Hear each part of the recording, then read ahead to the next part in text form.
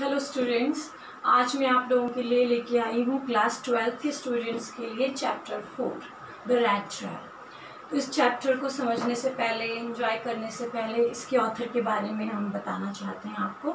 ये जो चैप्टर है the rat trap, it is written by Selma Lagerlof. कौन थे ये एक स्वीडिश राइटर हैं और इन्होंने काफ़ी सारे, जितना भी इन्होंने वर्क किया उनके काम को काफ़ी सारे लैंग्वेजेस में ट्रांसलेट किया गया, क्योंकि इन्होंने जिन थीम के ऊपर किया, जो इनका काम का जो विषय था, जो थीम थी, वो इतनी अच्छी थी कि उससे सीखने को बहुत ज़्यादा मिलता है। वो आम इंसान की कहानियाँ होती हैं जिसमें इंसान संघर्ष कर रहा है, उसको क्या मुश्किलें होती हैं, तो इनकी कहानी से कुछ ना कुछ प्रेरणा मिली लोगों को। इसीलिए इनके जितने कार्य रहे उनका काफ़ी सारे भाषाओं में ट्रांसलेशन किया गया है इनकी स्टोरीज़ का। अभी हम जो करेंगे, चैप्टर पढ़ते हैं द रैट ट्रैप। इसकी सेटिंग भी जो है वो स्वीडन में है। स्वीडन में कोई आयरन मिल्स है, लोहे की कोई मिल है जहाँ पे कोई काम हो रहा है, वो भी इस कहानी के दौरान आपको सुनने को मिलेगी। इस कहानी में जो मुख्य कैरेक्टर है, मुख्य पात्र है, वो है the rat trap seller. The rat trap seller मतलब चूहेदानी बनाने वाला एक व्यक्ति है। वही हमारी इस कहानी का मुख्य कैरेक्टर है, इम्पॉर्टेंट कैरेक्टर है, मेन पात्र है। इस कहानी में ब्रीफली पहले मैं आपको बताती हूँ क्या होता है कि एक व्यक्ति है जो चूहेदानी बनाने का कार्य करता है और वो बहुत ज़्यादा गरीब है। अब हम इस कहानी में ये पढ़ेंगे कि किस प्रकार वो फंसता है लालच की दुनिया में, किस प्रकार लालच उसे गलत काम करवाने के लिए उकसाता है, और फिर उसके साथ ज़िंदगी में ऐसा क्या होता है, किस व्यक्ति के कारण जो वो चोरी के रास्ते पे जाने वाला था, उस चोरी के रास्ते पे वो आगे नहीं जाता। ऐसा कौन सा व्यक्ति है जिसके कारण वो चोरी के रास्ते में आगे नहीं जा रहा है और फिर एक सम्मान की ज़िंदगी जीना चाहता है। तो इस प्रकार हम इस कहानी में सुनेंगे, समझेंगे और कहानी का आनंद भी उठाएंगे। अगर आप लोगों ने बुक्स नहीं ली हैं तो आप अपनी टेक्स्ट बुक ले लीजिए, क्योंकि हम इसको डिटेल में करते हैं। तो आपकी इम्पॉर्टेंट चैप्टर है ये। अगर बुक्स आपके पास रहेगी तो आप साथ में रीडिंग भी करेंगे और आपको अच्छे ढंग से समझ में भी आएगा। तो will start this interesting chapter, even important according to examination point of view also. Once upon a time there was a man who went around selling small rat traps of wire. He made them himself at odd moments. एक व्यक्ति था जो चूहेदानी बेचने का कार्य करता था, और वो ये चूहेदानियाँ क्यों बनाता था? क्योंकि उसका जो समय था वो बहुत ज़्यादा संघर्ष वाला समय था, बहुत ज़्यादा चिंताओं वाला समय था। वो ज़िंदगी के खराब दौर से गुजर रहा था। From the material he got by begging in the stores at big farms, but even so the business was not especially profitable, so he had to resort to both begging and petty thievery to keep body and soul together.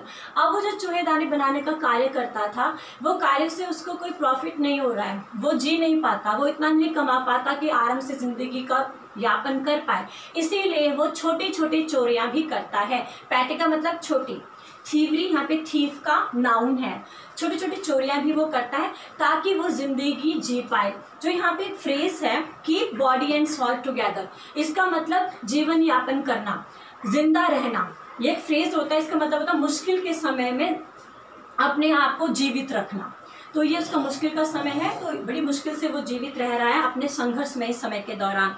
Even so his clothes were in rags, his cheeks were sunken and hunger gleamed in his eyes. अब वो दिखने में कैसा है?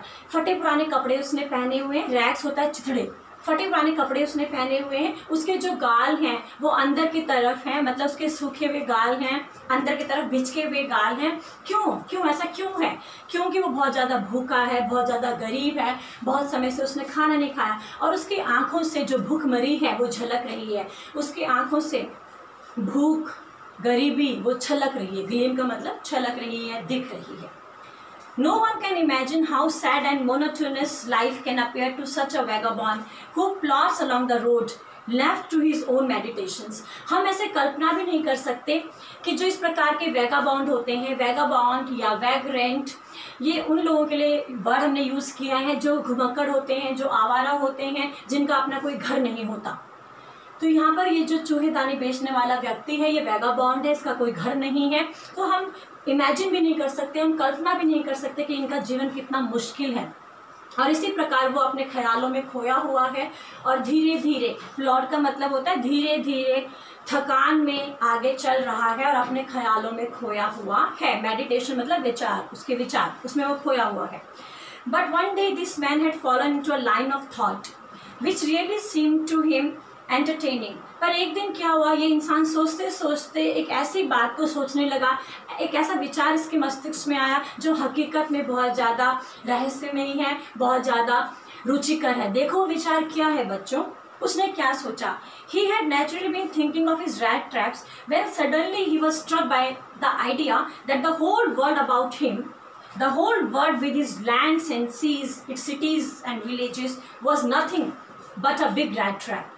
अब अचानक जब वो चूहेदाना वो बना रहा था तो उसका नेचर था कि वो अपने ख्यालों में खो जाता था, वो कुछ ना कुछ सोचता रहता था। अचानक उसको क्या ख्याल आया कि वो जो चूहेदानियाँ बनाता है, तो ये जो संसार है, ये वर्ल्ड है, ये एक चूहेदानी है। और इसमें जो इंसान की लालच होता है, जो इंसान चाहता है, उसको घर चाहिए, उसको ऐश और आराम की ज़िंदगी चाहिए, उसको कार चाहिए, उसको फ्रिज चाहिए, उसको फ़ोन चाहिए, उसको बड़ा सा बंगला चाहिए, ये सब एक बेट है। बेट क्या होता है, जिससे हम जानवर को पकड़ने की कोशिश करते हैं। जैसे चूहेदाने के अंदर आप थोड़ा सा रोटी का टुकड़ा डालते हैं कि चूहा फंस जाए, तो इसी प्रकार इंसानों को फंसाने के लिए ये जो आराम भरी ज़िंदगी की जो ये चीज़ें होती हैं, ये बेट का कार्य करती हैं और इंसान इसमें फंस जाता है। इसको पाने के लिए कोई ना कोई गलत रास्ते में फंस जाता है। तो ये ख्याल रैट ट्रैप बनाने वाले व्यक्ति को आया और रैट ट्रैप सेलर को एक ख्याल आया और ये बहुत ज़्यादा रुचिकर था। और उसने कहा ये जो हम जो चाहते हैं ज़िंदगी में ऐशो आराम वाली चीज़ें, ये एक तरीके से बेट हैं और ये हमें फंसा रही हैं और हम गलत रास्ते में जाते हैं अपने आप को इन चीज़ों को प्राप्त करने के लिए। उसके बाद देखिए, the world had of course never been very kind to him, so it gave him unwanted joy to think ill of it in this way. अब ये जो संसार है, उसने रैट ट्रैप सेलर को कोई ज़िंदगी नहीं दी, कोई खुशी नहीं दी, कोई ऐश और आराम नहीं दिया। इसीलिए वो इस प्रकार से सोचता रहता है, इस प्रकार से वो सोचता रहता है कि ये जो जीवन है ये बहुत ज़्यादा बेकार है, ये जो दुनिया है ये बहुत ज़्यादा बेकार है, यहाँ लोग एक दूसरे की परवाह नहीं करते, प्यार नहीं है, कोई सेवा भाव नहीं है, एक दूसरे को समझ नहीं है, एक दूसरे से प्यार नहीं है, प्रोत्साहन नहीं है। तो इसलिए जो ये रैट ट्रैप सेलर है ये दुनिया को पसंद नहीं करता और इस प्रकार इसके बारे में सोचता है। और इस प्रकार जब कभी भी ये थकान भरी चाल में चलता रहता है, डियरिंग का मतलब होता है थकान भरी, प्लॉडिंग का मतलब चलना, थकान भरी चाल में आगे चलता रहता है यहाँ वहाँ, क्योंकि इसका अपना तो कोई घर है नहीं, जहीं ठिकाना मिल जाएगा वहीं रहेगा। तो इस प्रकार अपने ख्यालों में ये खोया रहता है, इस प्रकार सोचता रहता है। और ये कहता है कि इस प्रकार जो ये ज़िंदगी में जो ये सामान है ये एक फंदे का काम कर रहे हैं। जैसे इंसान सोचता है उसको गाड़ी चाहिए, उसको बड़ी गाड़ी चाहिए या हेलीकॉप्टर चाहिए या बहुत बड़ा बंगला चाहिए, तो ये सब एक फंदे का कार्य कर रहे हैं और इंसान इस फंदे में फंसता चला जाता है। One dark evening as he was trudging along the road, he caught sight of a little grey cottage by the roadside. एक दिन वो जा रहा था, थकान, अगेन जो ट्रज वर्ड आया, ट्रज का मतलब होता है थकान में चलना, तो बहुत थका हुआ है वो और धीरे धीरे चल रहा है। अचानक चलते चलते उसने एक झोपड़ी देखी, ग्रे कलर की वो झोपड़ी थी और उसके अंदर वो गया तो उसने नॉकिंग करा। रात का समय था तो उसने खटखटाया दरवाज़ा। इससे पहले तो जब कभी भी उसने कहीं से आश्रय मांगा, कहीं रहने के लिए उसने कभी भी किसी का घर खटखटाया होगा तो हर किसी ने उसको धुतकारा है, हर किसी ने उसको डांटा है, हर किसी ने उसको अपने घर की दहलीज से भगाया है, जैसे कि एक कुत्ते को भगाया जाता है। तो इस प्रकार वो बहुत ज़्यादा दुखी था। लेकिन यहाँ पर कुछ अलग हुआ। जब उसने इस छोटे से घर का दरवाज़ा खटखटाया, झोपड़ी का दरवाज़ा खटखटाया, तो वहाँ पर एक व्यक्ति आया, जिस व्यक्ति ने बहुत प्यार से दरवाज़ा खोला और मुस्कुराते हुए रैट ट्रैप सेलर को अंदर लेके गया। तो ये बहुत ज़्यादा हैरान था कि इस दुनिया में ऐसे भी लोग हैं जो इतने प्यार से मेरा स्वागत कर रहे, इतने प्यार से मुझे अंदर लेके जा रहा है। तो वहाँ से इससे पहले इसने 100 फेसेस देखे थे। 100 फेसेस का मतलब ऐसे फेस जिसमें गुस्सा झलकता है, जिसमें तिरस्कार झलकता है, लेकिन आज ऐसा नहीं है। किसान ने दरवाज़ा खोला और उसको बहुत अच्छा लगा कि एक व्यक्ति उसके घर में आया है, क्योंकि ये जो झोपड़ी है ये किसान की है। ये किसान यहाँ पे अकेले रहता है, इसकी बीवी नहीं है, बच्चे नहीं है, अकेले रहता है। तो किसान को भी अच्छा लगा कि आज रात इसको अकेले नहीं रहना पड़ेगा, इसको एक साथी मिला है और साथी के साथ ये बातें करेगा और अपनी ज़िंदगी को शेयर करेगा। तो इस प्रकार उसने अपने मतलब चूल्हे में खीर वगैरह बनाई, फिर उसको टबैको दिया, पाइप दिया, जिस प्रकार भारत में से बीड़ी वगैरह पीते हैं, हुक्का वगैरह पीते हैं, इस प्रकार ये फॉरेन स्टोरी है। तो यहाँ पे उनके पास पाइप्स था, उसने रैट ट्रैप सेलर को पाइप दिया और उन दोनों ने आराम से बात किया। उसके बाद उन्होंने ताश भी खेले, कार्ड्स का मतलब होता है ताश वगैरह खेला। और यहाँ पे गेम का नाम दिया है मजोलिस। मजोलिस यहाँ पे एक मतलब ताश से खेलने वाला एक गेम होगा, वो उन दोनों ने खेला और आराम से रात वो लोग व्यतीत कर रहे थे। उसके बाद क्या हुआ, the old man was just as generous with his confidences as with his porridge and tobacco. The guest was informed at once that in his days of prosperity, his host has been a crofter at Ramsau Iron Works. अब जो ये किसान है, इसने rat trap seller को बताया कि जब इसके प्रॉस्पेरिटी के दिन थे, जब इसके खुशहाल दिन थे, जब इसके प्रगतिमय दिन थे, तो तब मैं रामजो आयरन मिल्स का नाम है, आयरन वर्क्स का नाम है, एक जगह का नाम है जहाँ पे लोहे का काम वगैरह होता होगा। तो कहता वहाँ के बाहर, वहाँ के जो खेत थे उस पर मैं काम करता था, लेकिन अब मैं बूढ़ा हो चुका हूँ, अब मेरे बदन में ताकत नहीं है, इसलिए मैं वहाँ अब काम नहीं कर सकता। लेकिन मेरे पास एक गाय है और वो गाय बहुत अच्छा दूध देती है, और पिछले महीने मैंने उस गाय का दूध बेचा और मेरे को 30 क्रोनोर मेरे पास है। लेकिन जब उसने ऐसे बोला तो उसने देखा कि जो ये रैट ट्रैप मतलब ये जो व्यक्ति है, ये उसकी बात पे यकीन नहीं कर रहा, फार्मर की बात पे यकीन नहीं कर रहा है। तो फिर उसने देखा, उसने क्या किया, यहाँ पे नेक्स्ट हम बता रहे हैं, the stranger must have seen incredulous मतलब अनबिलीवेबल, यकीन ऐसा लग रहा था, स्ट्रेंजर को देख के ऐसा लग रहा था उसको यकीन नहीं हो रहा है फार्मर की बातों में। For the old man got up and went to the window, took down leather pots which hung on a nail in every window frame, in the very window frame, and picked out 3 wrinkled 10 kroner bills. These he held up before the eyes of his guest, nodding knowingly, and then stuffed them back into the pouch. अब उसने वहाँ से उठा और कील में, खूंटी में एक पाउच रखा हुआ था, लेदर चमड़े का बना हुआ, उसके अंदर से उसने 30 क्रोनर निकाले। 10 के थे, क्रोनर मतलब करेंसी, फॉरेन करेंसी है ये, जैसे इंडिया की रुपीज़ है। तो 10-10 क्रोनर के 3 नोट थे और उसने रैट ट्रैप सेलर को दिखाया। और अब उसको यकीन हो गया है फार्मर को कि रैट ट्रैप सेलर उसकी बात पे यकीन कर रहा है कि उसके पास अच्छी सी गाय है और गाय का दूध इतना अच्छा है कि दूध को बेचकर उसने 30 क्रोनर पैसे कमाए। उसके बाद क्या होता है, but half an hour later the rat trap peddler stood again before the door.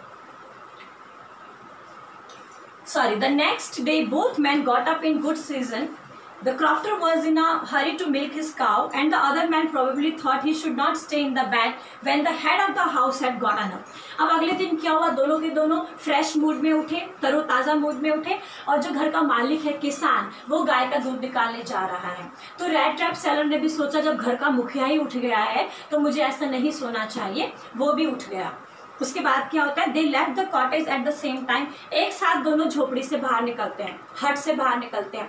तो जो फार्मर है वो तो गाय का दूध लेने के लिए जा रहा है, और हो सकता है ये जो रैट ट्रैप सेलर है अभी यहाँ से अपनी जो जर्नी है वो आगे की ओर स्टार्ट करना चाहता है, आगे करेगा, यहाँ पे थोड़ी ना रहेगा, वो तो घुमक्कड़ है, यहाँ वहाँ घूमता रहता है। The crofter locked the door and put the key in his pocket. उसके बाद जो घर का मालिक है उसने दरवाजा बंद किया झोपड़ी का और जो चाबी है वो अपने पॉकेट में रख दी। The man with the rat trap said goodbye and thank you, and thereupon each went his own way. उसके बाद जो रैट ट्रैप सेलर था उसने भी फार्मर को धन्यवाद किया और गुड बाय कह के वहाँ से निकल गया। अब दोनों अपने अपने रास्ते चले गए, ठीक है। जो घर का मालिक है वो गाय का दूध लेने के लिए, निकालने के लिए जा रहा है, और जो रैट ट्रैप सेलर है वो अपनी जर्नी प्रोसीड कर रहा है और आगे जा रहा है। But half an hour later the rat trap peddler stood again before the door. अभी आधा घंटे बाद क्या हुआ, दोबारा जो रैट ट्रैप सेलर है दोबारा उसी झोपड़े के बाहर आ गया, उस दरवाजे के बाहर आ गया। आधा घंटे बाद दोबारा उस झोपड़े के बाहर आ चुका है। He did not try to get in, however he only went up to the window, smashed a pane, stuck in his hand and got hold of the pouch with 30 kroner. उसने दरवाजा नहीं खोला, बगल में जो खिड़की थी उस खिड़की का शीशा उसने तोड़ा। स्मैश का मतलब होता है तोड़ना, किसी चीज़ को ब्रेक करना। तो उसने जो विंडो है उसको तोड़ा फोर्स के साथ, और वहाँ पे जो चमड़े की जो बैग लटकी हुई थी जिसके अंदर 30 क्रोनोर थे, हाथ डाला विंडो के अंदर, और फिर उस पाउच के अंदर, उस बैग के अंदर जो कि चमड़े से बना हुआ था, वो 30 क्रोनोर्स उसने वहाँ से ले लिए। So he took the money and thrust it into his own pocket. Then he hung the leather pouch very carefully back in its place and went away. उसके बाद उसने वो 30 क्रोनोर्स ले लिए। 30 क्रोनोर्स में कैसे स्टूडेंट्स 10 के 3 हैं, 3 ओके 3 क्रोनोर्स हैं। तो उसने वो 30 क्रोनोर्स लिए और अपने पॉकेट में ठूस दिया, रख दिया, और उसके बाद दोबारा वो जो लेदर पाउच था उसको दोबारा खूंटी में, पैर में या नेल में टांग दिया और वहाँ से वो चल गया। उसके बाद वो आगे चला गया। सो अभी हम देखेंगे कि अब आगे वो कहाँ जाता है, उसको कैसा महसूस होता है। As he walked along with the money in his pocket, he felt quite pleased with his smartness. अब उसके पास 30 क्रोनोर्स है, उसको लग रहा है कि उसने कितना अच्छा काम किया है, वो कितना स्मार्ट है। तो उसने तो चोरी कर ली, किसी को पता भी नहीं चला, ऐसे खुश है वो। He realized of course that at first he dared not continue on the public highway, but must turn off the road into the woods. फिर उसने सोचा कि अब उसने चोरी की है तो उसको आम रास्ते में नहीं जाना चाहिए। पब्लिक हाईवे मतलब ऐसे रोड्स में नहीं जाना चाहिए जहाँ लोगों का आना जाना आम है। तो उसने सोचा कि मुझे अब जंगल का रास्ता अपनाना चाहिए ताकि कोई मुझे पकड़ ना पाए, ताकि पुलिस मुझे पकड़ ना पाए। During the first hours he caused him no difficulty. Later day it became worse, for it was a big and confusing forest which he had gotten into. शुरुआत में तो उसको कोई मुश्किल नहीं हुई जब वो जंगल के अंदर गया, 1 घंटा बड़ा आराम से बीता। लेकिन उसके बाद जैसे जैसे आफ्टरनून का समय आया, दिन का समय आया, वो बहुत ज़्यादा परेशान हो गया क्योंकि वो जो जंगल था बहुत ज़्यादा घना था, रास्तों का पता ही नहीं चल रहा था। तो वो बहुत ज़्यादा परेशान हो गया क्योंकि रास्तों का पता ही नहीं चल रहा है। He tried to be sure to walk in a definite direction, but the paths twisted back and forth so strangely. He walked and walked without coming to the end of the wood. अब उसने सोचा कि वो किसी निश्चित direction की ओर चलता रहेगा, लेकिन वहाँ जो रास्ते थे वो बैंड थे, कर्व्ड थे, घुमावदार थे। तो पता ही नहीं चल रहा था रैट ट्रैप सेलर को कि वो किस रास्ते पे जाए, उसकी मंजिल कहाँ है। वो उस जंगल में बिछड़ चुका है, उस जंगल की भूल भुलैया में वो खो चुका है क्योंकि उसको रास्तों का पता नहीं चल रहा। और अंत में उसको महसूस हुआ कि वो अब इस जंगल में फंस चुका है। On at once he record his thoughts about the world and the rat trap. अचानक दोबारा उसके जो विचार है, दोबारा से वो सोचने लगा कि ये जो जंगल है ये भी एक रैट ट्रैप बन गया, चूहेदानी बन गया, और मैं एक चूहे की तरह इस जंगल में फंस गया हूँ। दोबारा वो इस प्रकार सोचने लगा। Now his own turn had come. He had let himself to be fooled by a bait and had been caught. The whole forest with its trunk and branches, its thicket and fallen logs. अब उसके बाद उसको महसूस हुआ कि वो भी एक ऐसा चूहा बन चुका है जो चारे की वजह से फंस चुका है। वो जो 30 क्रोनोर्स के जो नोट थे उसने चारे का काम किया, और रैट ट्रैप सेलर एक चूहे के भांति उसमें फंस गया और उस 30 क्रोनोर को चुराने के चक्कर में वो फंस चुका है। वो चोरी के मार्ग पे चल चुका है। अब उसको ये जंगल एक रैट ट्रैप, एक चूहेदानी के जैसे प्रतीत होता है और वो बहुत ज़्यादा दुखी भी है। इट वॉज लेट इन दिसंबर, और ये जो समय है ये दिसंबर की बात है। चारों तरफ अंधेरा है, धीरे धीरे जो है अंधेरा ज़्यादा हो रहा है। उसके बाद जो है अब क्योंकि अंधेरा ज़्यादा हो रहा है तो जंगल में जो है वो खतरा ज़्यादा बढ़ेगा, जंगली जानवरों का खतरा होगा। तो जो रैट ट्रैप सेलर है बहुत ज़्यादा दुखी हो गया। ग्लूम का मतलब सैड हो गया, दुखी हो गया। डिसअपेयर, ग्लूम एंड डिसअपेयर मतलब बहुत ज़्यादा दुखी है क्योंकि अब रात हो रही है, जंगल में वो फंस चुका है, तो जंगली जानवरों का उसको बहुत ज़्यादा डर है। अब उसको लगा कि उसका अंत करीब आ चुका है, अब उसको कोई बचा नहीं सकता, उसकी मृत्यु निश्चित है। और उसके बाद वहीं पर ज़मीन में वो सोने लगा। जैसे ही उसने सर अपना नीचे रखा आराम करने के लिए, अचानक उसको एक थम्पिंग की आवाज़ आई, कुछ पीटने की आवाज़ आई, और वो आवाज़ ऐसे थी जैसे कि हम हथौड़े से कुछ काम कर रहे हो। अचानक उसने उस आवाज़ को सुना, एकदम से वो उठा और उसने कहा, अरे लगता है आसपास हथौड़ों का काम हो रहा है, लगता है आसपास कोई लोहे की मिल है। और उसके बाद उसने बोला आसपास जरूर कोई लोग होंगे। He summoned all his strength, got up and staggered in the direction of the sound. और उसके बाद उसने समवन का मतलब होता है इकट्ठा करना। उसके बाद उसने अपनी जो हिम्मत है उसको इकट्ठा की और मेहनत करते हुए वो आगे गया, उस डायरेक्शन में गया कि हो सकता है मुझे यहाँ पे कोई मंजिल मिल जाए, कोई रहने का ठिकाना मिल जाए। तो स्टूडेंट्स हम आगे देखेंगे कि नेक्स्ट क्या होता है, जब वो कहाँ पहुँचता है, वहाँ पे उसके साथ क्या व्यवहार होता है, उसको कैसा महसूस होता है और क्या वो इस जंजाल से निकल पाता है कि नहीं। आगे की स्टोरी सुनने के लिए आप रेडी रहिएगा। Very soon I let you know. Thank you.